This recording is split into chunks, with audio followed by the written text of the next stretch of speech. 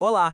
Já parou para pensar por que tantos projetos de software dão errado antes mesmo de alguém escrever a primeira linha de código? Pois é, a resposta muitas vezes está numa ideia bem perigosa, a de que é só perguntar para o cliente o que ele quer. Mas a verdade é que entender o que uma pessoa realmente precisa é uma arte e das complexas. Vamos mergulhar juntos no porquê essa conversa inicial é tão, mas tão importante e como fazer isso do jeito certo.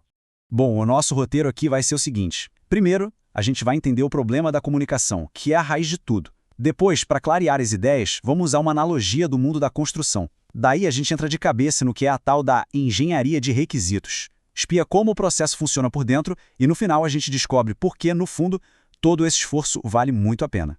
Certo, então vamos começar pelo começo, né? A raiz de quase todos os problemas. A bendita falha de comunicação.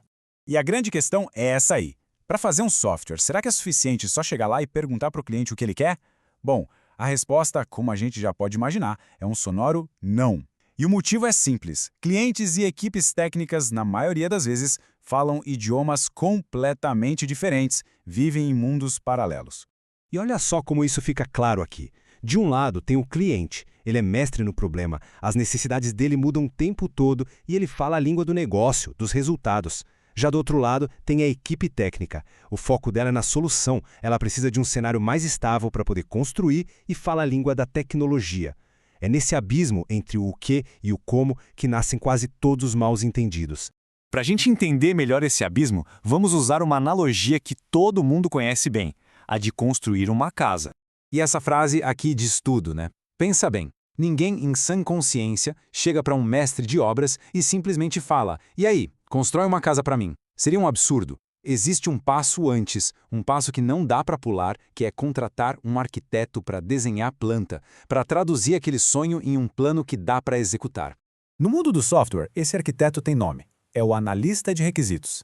Repara na imagem como essa pessoa funciona exatamente como uma ponte. Ela é especialista em traduzir as necessidades, em conectar o cliente, que entende do negócio, com o time técnico, que entende da solução. É essa pessoa que desenha a planta do software. E esse papel de arquiteto não é feito no improviso de qualquer jeito, não. Não, é uma disciplina séria, formal, chamada de engenharia de requisitos. Tá, mas afinal, o que é um requisito? De forma bem simples, é uma frase que descreve o que o produto tem que fazer. E o mais importante é o que ele não é.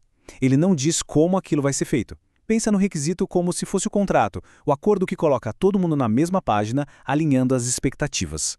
E é aqui que a gente vê a complexidade da coisa.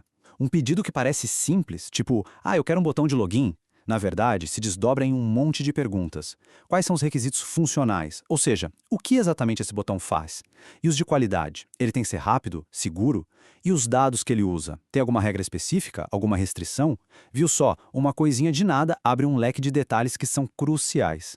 Então, como é que a gente sai de uma conversa meio vaga, cheia de "eu acho que", e chega num plano de ação de verdade, concreto e detalhado? A resposta está num processo bem estruturado. Esse processo tem 4 momentos-chave. O primeiro é a elicitação, que é a arte de investigar, de cavar fundo para descobrir as necessidades de verdade, que muitas vezes nem o cliente sabia que tinha. Depois vem a análise, que é quando a gente pega tudo isso, entende, negocia e prioriza. A terceira fase é a documentação, que transforma o bate-papo num papel, num registro formal. E por fim, a validação, a hora da verdade, de checar com o cliente se aquilo que está escrito é exatamente o que ele precisa. Agora, o pulo do gato é que isso não é uma linha reta, não é uma coisa que se faz uma vez e acabou. É um ciclo. A equipe investiga, analisa, documenta e aí volta para o cliente para validar. Se alguma coisa não estiver legal, o ciclo começa de novo. É um processo de refinar, refinar e refinar, para garantir que o alvo seja atingido em cheio.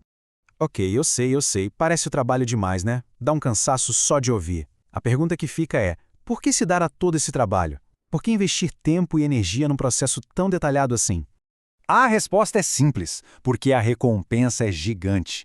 Um bom plano de requisitos significa menos retrabalho, o que, na prática, é menos dor de cabeça e mais economia de tempo e dinheiro. Significa entregar produtos com mais qualidade, usar melhor os recursos da empresa e, no final das contas, ter um cliente feliz de verdade. E para quem é profissional da área, nossa, dominar essa arte é um diferencial que te coloca muito na frente.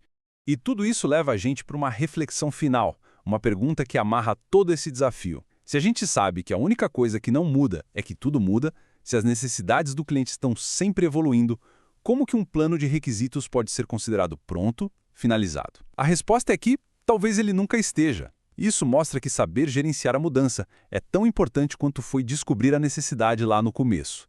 É um processo vivo, que respira e se adapta ao tempo todo.